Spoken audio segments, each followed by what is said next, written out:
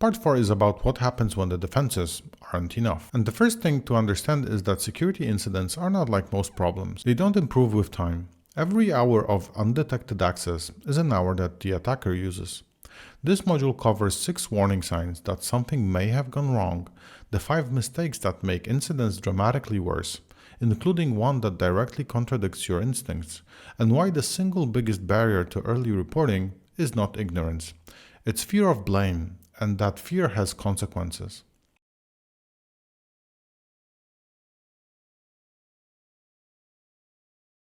Security incidents are not like most problems that improve with time. They get worse. An attacker with access to a system on Monday is doing more damage by Friday. Ransomware that has been quietly mapping a network for 3 weeks before encrypting files causes far more damage than ransomware caught in its first hours. A data breach discovered and contained within 24 hours causes less harm, legally, reputationally, and practically, than one discovered 3 months later. The people most likely to notice the first signs of an incident are not always the security team. They are the people closest to the work. The staff member who notices their account has been accessing files they did not open. The receptionist who spots an unusual visitor asking technical questions. The developer who sees unexpected network traffic. You are on the front line of early detection, whether you have a security job title or not. 6 categories of event that count as reportable security incidents. Account compromise, unexpected login alerts, password resets you did not request, activity in your account you do not recognize, contacts saying you sent them strange messages. A compromised account is a live entry point. Every minute it remains active, the attacker can do more damage. Phishing click or credential entry. You clicked a link in a suspicious email, opened an attachment that behaved oddly, or entered credentials on a site you now suspect was fake. Even if nothing obvious has happened yet, malware may have been delivered, or your credentials may be stolen. Lost or stolen device. A work laptop left on a train. A phone stolen. A USB drive with work files lost. Remote wipe must happen as fast as possible. This cannot happen if nobody knows about it. Suspicious system behavior, unexplained slowdowns, files that have moved or changed without explanation, unexpected network activity, antivirus alerts. These can be signs of malware running in the background.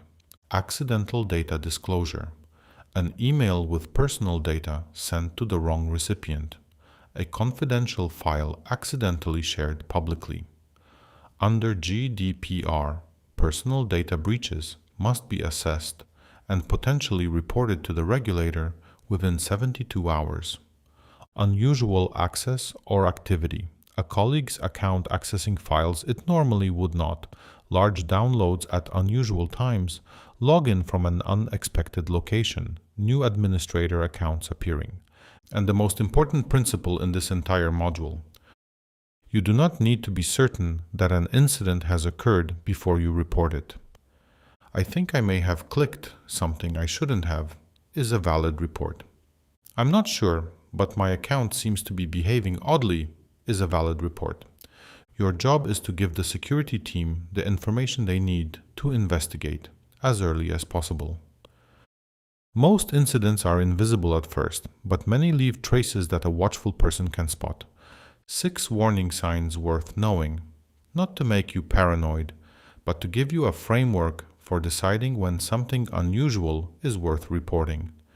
You cannot log in with your usual credentials. This may mean your password has been changed by an attacker who has already taken over the account. Use account recovery immediately. Report to IT if a work account. Check your email for recent password reset notifications. You receive MFA codes you did not request. Someone has your password and is attempting to log in right now. Do not approve any push notifications. Change your password immediately using a different device. Report to IT. Your contacts report receiving odd messages from you. Your account has been taken over and is being used to send phishing or scam messages to your contacts. Treat as full account compromise. Change password. Enable MFA. Check for unauthorized activity. Warn your contacts not to act on messages received. Files have been renamed with a strange extension. This is one of the earliest visible signs of ransomware encrypting your files. Disconnect from the network immediately. Do not shut down. Report to IT urgently. Do not attempt to decrypt yourself. Your device is running much slower than usual. This may indicate malware activity, cryptocurrency mining, or background data exfiltration. Run an antivirus scan. If the slowdown is severe or accompanied by other signs, report to IT rather than trying to diagnose it yourself. An unfamiliar charge on your card or bank statement. Payment credentials may have been stolen. Contact your bank immediately. Report the charge as fraudulent. Check whether any accounts linked to the same payment method show unusual activity. Security professionals consistently report that in retrospect, someone in the affected organization noticed something odd before the incident was formally discovered and said nothing. They assumed it was not their place to raise it, or that they were probably mistaken. Trust your instinct. If something seems wrong, the cost of being wrong and reporting it is a short conversation. The cost of being right and staying silent can be catastrophic. When people suspect something has gone wrong, the instinctive responses are often exactly the wrong ones, waiting to see if it resolves itself.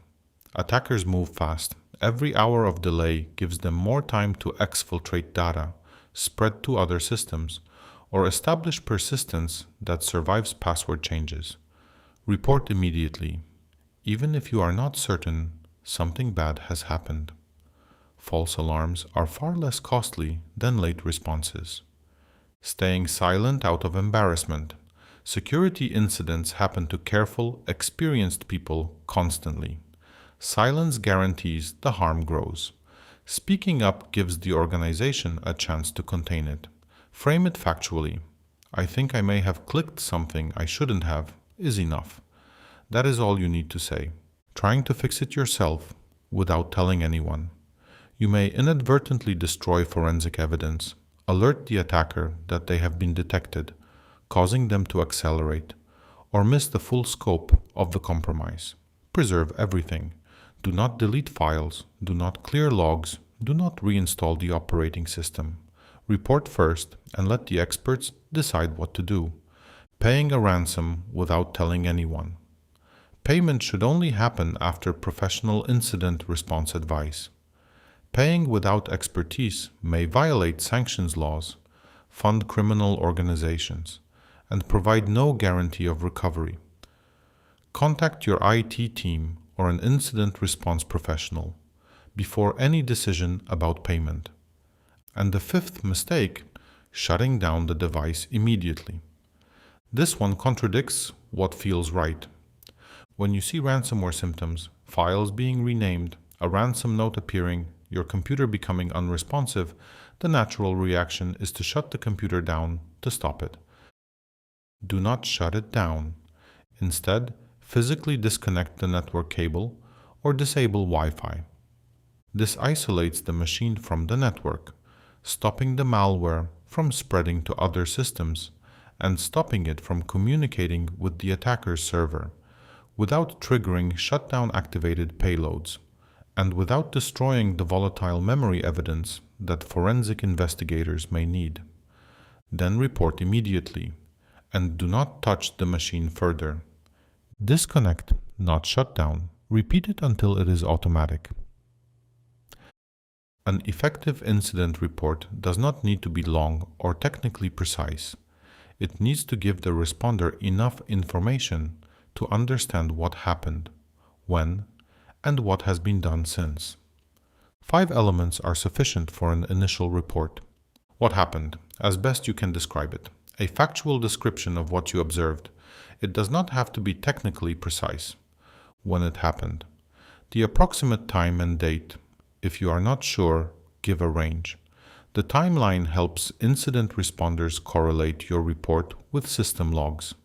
Which systems or accounts are involved, the specific device, account, system, or file that was affected or might have been.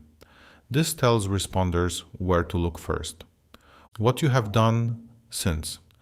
Have you changed your password, disconnected from the network, tried to remove a file? This affects what responders need to do and what evidence may still be available. Who else knows about it? Have you told anyone else? This prevents parallel investigation and helps establish whether the incident is broader than it initially appears. Those 5 things. That is all you need. Now the most important cultural element of this entire module. The single biggest barrier to early incident reporting is fear of blame. People who clicked a phishing link, lost a device, or accidentally disclosed data often stay silent because they are afraid of the consequences. Disciplinary action, embarrassment, being seen as careless. This silence is catastrophic from a security perspective. Every hour of unreported incident is an hour the attacker spends undetected. Organizations that punish people for reporting incidents get fewer reports later. That is the worst possible outcome. A no-blame culture does not mean there are no consequences for genuinely reckless behavior. It means that honest mistakes, promptly reported, are treated as learning opportunities rather than disciplinary events. It means people know they can say, "I think I made a mistake," without immediately fearing for their job.